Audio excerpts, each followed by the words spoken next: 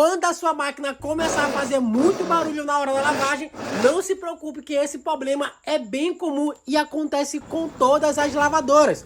Com o tempo, essa pecinha acaba desencaixando e é comum a lavadora, principalmente na hora da lavagem, começar a fazer muito barulho. Para você resolver é muito simples. Deite a sua máquina e encaixe novamente o kit cano na mesa do mecanismo. Com o tempo, você utilizando a sua lavadora, é bem comum essa peça desencaixar e na hora da lavagem a máquina faz muito barulho. Depois que você encaixar, é só utilizar a sua lavadora normalmente, ela vai funcionar em todas as etapas sem fazer nenhuma zoada.